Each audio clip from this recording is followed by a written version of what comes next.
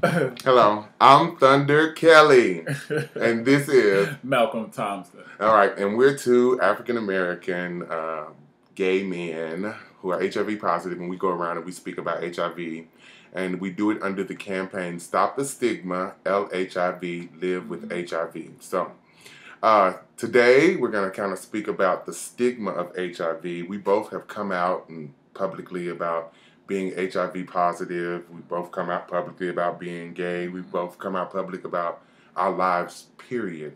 So today we're going to kind of talk about the stigma and what sometimes stops us from saying things that we need to say in order to heal. I think as a biblical term, which we're not religious at all, but I think many people are healed or overcome by other people's testimony or by what people have to say or what has happened, transpired in their lives. So I know for me, in order to heal, sometimes Malcom may say things to me that have happened to him, and it helps me to heal, and vice versa. So, Right. And today we're just going to kind of speak about the stigma of HIV and the stigma, period, in the African American gay community itself.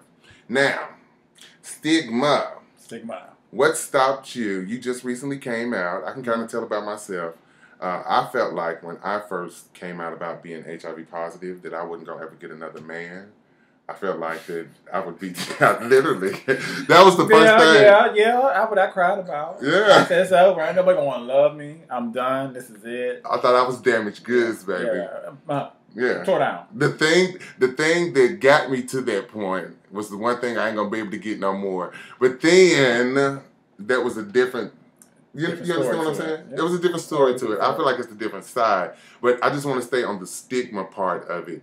It took a lot for me to really just come out and say to people, hey, I'm HIV positive. Hey, I got HIV. It took so much. And it was from, I was 22 when I first found out. And I think I was like 27 when I first started telling people, 28. And at the time, I was going to a church, and so going to that church. But actually, the church helped me. The church actually, paid for me to go to California to learn more about HIV and AIDS because someone in our congregation had died from HIV and AIDS. Wow. Okay. So they gave me the money, and I went to Rick Warren's church. If anybody know Rick Warren, he has his preaching moments and being religion. I don't know. Right, so. I don't know. We need to go, though. No, I don't. No, we need to go. Let's go. Let's see. Okay, well, We'll Rick, hit us up. Okay, We'll Rick. Yeah, that'd be cool. So, anyway, I went to Rick. They have an elaborate AIDS unit at their church, HIV/AIDS ministry or unit or whatever you feel like you want to call it. I was wondering, since his church was predominantly white, my church is predominantly black at the time, how could I get the word out about HIV and AIDS? So I wrote a production called You Shall Live. Mm-hmm. And it was about a young girl who found out she was HIV positive in the church. And, what we do in church, they go around and they gossip and tell everything. And so that's what they ended up doing. Come to find out the girl who was positive was the pastor. And this was in the play, You Shall Live. It was the pastor's daughter. And so he had to, kind of bring a counselor and educate the church on HIV and AIDS. And that's how I educated my church at the time. So you tried to educate them first before you came out? Yes. Okay. That was your motive. That was what you were trying to do. Or did you want to see a reaction? Did you want to see how they were going to react to it? What was your motive towards that play? Malcom, I wasn't trying to come out about being HIV positive because I was the worship leader. And everybody looked up to me, So I didn't want to tell everyone that I was HIV positive because I didn't know how they would react to me. Okay. So what I ended up doing, the play was getting such great reviews, I guess. And at the end of each show, the pastor of the church got up and got tested in front of everyone, got a mouth swab. Wow. And that provoked everyone to get tested. The first night, over 200 people got tested. Wow. And so that was like, I got something good. But I needed more people to get tested. And so I was going to invite a friend of mine who's HIV positive, who happened to be a girl, to come to the church and speak. But she wasn't ready to come out. And so I was like, well, why not? This could be powerful. And that night, I had an experience with myself during meditation, and it just said, well, if you're going to choose anybody, choose yourself. Right. You're the one living with HIV, so why don't you choose yourself? So that's what I did. I felt like I had nothing to lose. I'll just go ahead and I'll say it. And the night that I said it, it literally, if you could understand, it freed me from a whole bunch of stuff. You know? Once you said it. Oh, once I said it to the people. Yeah. First excuse me. First I said it to the cast members. I told them the night before the show because no one knew.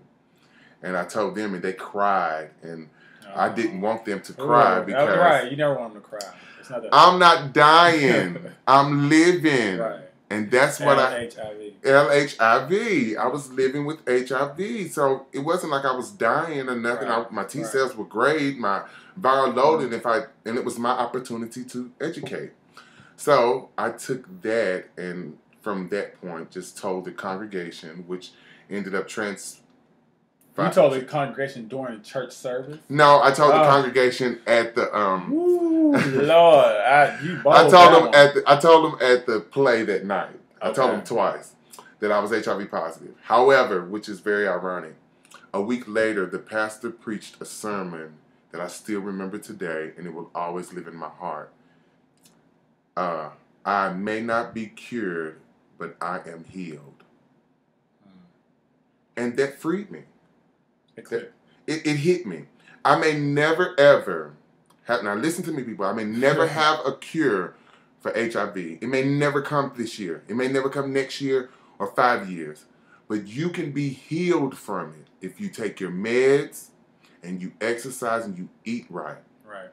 You can be healed from anything. Right. Anything can be healed if you take the necessary, things that you need to do in order to get healed. And one of the things with someone who's HIV positive is to take your meds. And that's simple. Yeah, it's that simple. So that stigma broke free, as far as start telling the public. I want to talk about, because I'm sure everyone knows my story. I want to revert it to Malcom.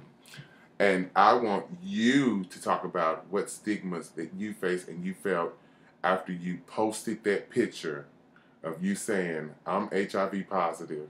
Do you know your status? You want to know what happened before that, prior to what I was worried about? You can. My whole thing with the stigma was I didn't think anyone was going to want me anymore. I did think once I got this, I didn't want to tell nobody this. No one's going to want to be. They're going to look at me as a virus, as a disease. What's my family going to think? Because I actually had a family member who died of AIDS, but it was back in the day when the medication wasn't there and all that. So, it's a new day. Right. So I'm like, oh, my family's going to judge me because it was already kind of a situation when I came out. Mm-hmm. So it's just like, okay, now the family, I'm gay, but now it's like, okay, now he's gay and he has HIV. So it was like, dang, now I got to go into this again. So I really was worried about my family. My family going to think, who was going to love me, who was going to accept me, and everything like that. But as time went on, I noticed that, hey, I had got a boyfriend. There was people out there that still did want me. I had told some people, and they embraced me so much, like, I love you so much. Like, It was just like, wow. I'm like, this is not bad. I had some experience in between with some people. Once I told them that they were like, or I didn't hear from them again. I had my experience. Which is fine, because I honestly can say if it was reversed, vice versa, or, I didn't have it, and a person told me, I really don't think I would mess with them because I wasn't educated. Really? So you mean to tell me if the roles was reversed and you were negative and the other guy was positive and he sat down and said, hey, baby, I'm HIV positive, would you date him? At that time, no. Really? Because I honestly had a fear of it. And it was a fear that I had that... That's real right I wouldn't even... Like the education was there, but I didn't really want to talk about it too much because I was always scared of it. But here... and it turned around, I had it. So, but now I'm educated on it, and it's like, if somebody came to be positive now, I would. And I'm already positive. I've been in the game almost like 10 years as far as like being public about HIV and AIDS, and you've been in the game, I guess, a good month now. Good month. You got a little milk right That's there. fine. It's okay. You'll grow up soon. But again, For me, I have to say that after I found out and became public and I didn't think the guys were going to want me, more guys wanted me. Right. They love the fact of me being so honest and truthful, and they don't have to have sex with me or be with me and be scared. That's what some guys would say to me. I'm sorry, I hate to just be so real about it, but the realness is the realness. Some guys would just say, hey, I don't have to sleep with you without thinking, well, really, does he have it or don't he, whatever. Right. Many guys just like, well, hey, you're honest, and we're going to be safe in sex, and we'll move on.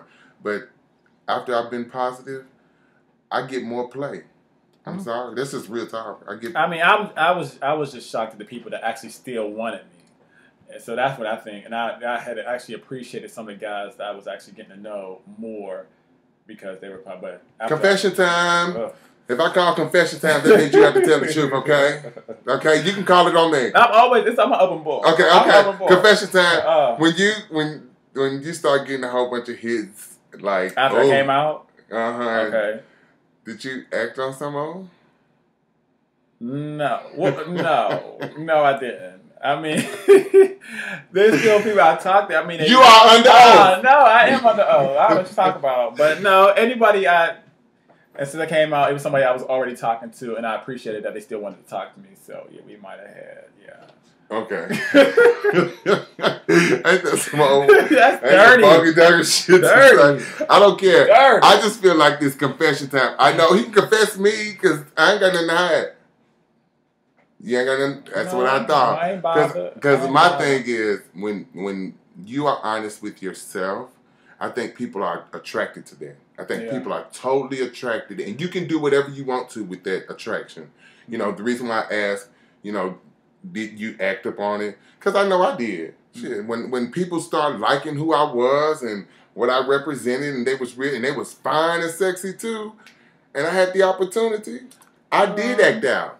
I think me acting out made me who I am today, and made me say, "Hey, dog, your purpose is bigger than the pleasure." You know what I'm saying? Okay, but I mean, I'm not saying there was a whole bunch of people. There's not a whole bunch of There wasn't like that. Instagram was blowing up. No, Instagram was blowing up. A lot of people hit me up, so no, I didn't act on a lot of them. But I there's some people. But you have to. But you do have to say it did surprise you just a tad. It shocked me. I mean, the day I came out and put the picture out there that morning.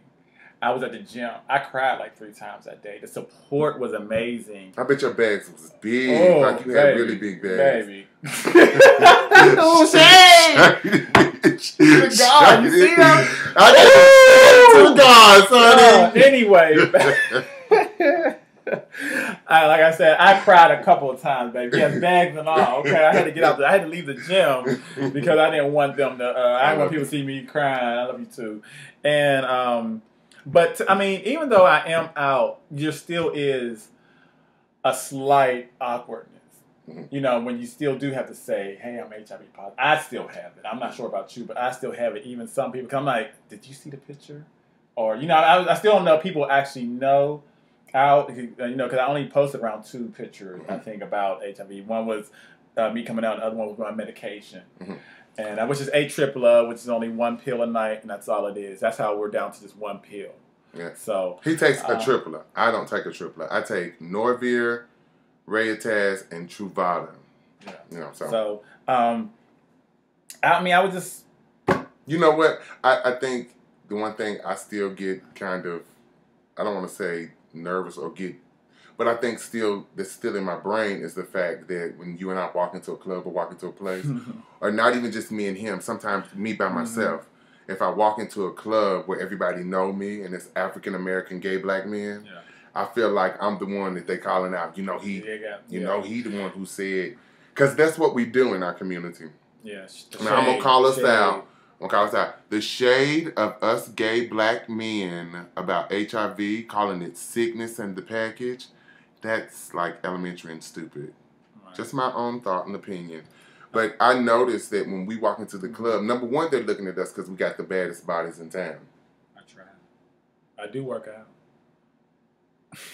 The other reason why You they kicked look my at ass us. when I won workout though. You kicked my ass. I did. Thank you very much. Like, if you want to follow the Thunder Kelly workout plan, I want you to sweat to the oldies, honey. Okay, no, for real. I think when people walk in, when we do walk in, I sometimes think that they're saying something in their brain about us, you know, and or them. Look at them. I believe so, but I think I believe everything happens right on time when it needs to and then purposefully. So I think through 2011 till now, I think I prepped myself. Okay. I prepped myself for as like people going to talk. These girls are going to talk regardless. If I'm positive or not, they probably say he's probably. It doesn't even matter. Yeah. You know what I mean? The girls is always going to talk, and people always got their opinions. They're always, whether you're the most praised guy in the world, sexiest, you the ugliest, the girls is always going to talk. It doesn't matter. It doesn't matter. So I think I had to get out of my mind like, you know what, Malcolm, it doesn't matter. Just be you. That's it. And then that's good, man. I didn't want fear to always be my block. Mm-hmm. You know what I mean? Fear is always in my way when I wanted to go do something. I'm like, I'm kind of scared to do it, so I'm not going to do it. I'm going to vert around and do something else. So I didn't want fear to still be in my way. Because I think I heard that song, Kirk Franklin's Hello Fear. OMG. Okay, so listen, I'm sorry. This is like, I was sitting here thinking in my head, today I went running, and today is the 21st, July the 21st, Sunday. I went running, I did 5 miles, and that was one of the CDs. I wanted to hear a whole CD. I usually listen to jumbled songs, but I wanted to hear the whole CD, and it was Hello Fear. I'm finna cry. I might cry, and I apologize, you guys. But it literally touched me, and I realized that fear means stop. Stop. That means it will stop you. It will stop you from anything, and that's beautiful that you would say it. So for anybody who deals with HIV stigma, fear, listen to that Hello Fear by Kirk Franklin. It blessed me. I reminded it like 10 times while I was running. Yeah. Because it had to get in. It had it. But it speaks the truth. It does. It's like it speaks the truth. So that was also amazing. Yes. Dirtbag. Yeah. Listen. So anyway, so I didn't want fear to be in my way, and then I also I didn't want to be in a closet again because I felt like it was tough for me to even come out to being gay. Mm-hmm. And then once I came outside, I felt like I ran right back in the goddamn closet. Mm-hmm. So my thing was I want to get out this closet and I want to be an open book. And I don't feel like I've done anything horrible. You did. I ain't Zimmerman. Mm-mm. So I ain't gonna talk about that. She just dropped a name. She said, "I ain't Zimmerman." So that's gonna be. Okay, I'll be quiet. All right, because you about to go in. But no, I didn't. I didn't do anything. I feel like I can be an example out here, and I would love. And I'm a people person. I'm social, and I feel like I can be an example out here in the community. That's okay. I'm not asking you to come out. What I'm saying is, if you have HIV, you can take care of yourself. You can have a long, long life. So I just wanted to be that example out here. That's my purpose. Thank you. I appreciate that. In closing, y'all, this is what I want to say. Many people hit us up, whether it be inbox or whether it be phone calls, whatever the situation is, they hit us up and tell us thank you or they want to tell their story or whatever. Get in contact with us if you want to tell your story, or get in contact if you just want somebody to hear your story, to talk to. So, again, hit us up. Mine is @ThunderKelly. Instagram, and @ThunderKelly. No, it ain't @ThunderKelly. It's ThunderKelly on Facebook. And yours is on Instagram. His Instagram is Silly Rabbit Guy, or Facebook Malcom Thompson MALCOM. All right, please hit us up, y'all. We love you. LHIB. Stop the stigma. Stop it. Okay, and listen. Don't forget your cocktails. That's the old girls know that one. For the older girls, take your cocktails, girl. Younger girls, 1 pill.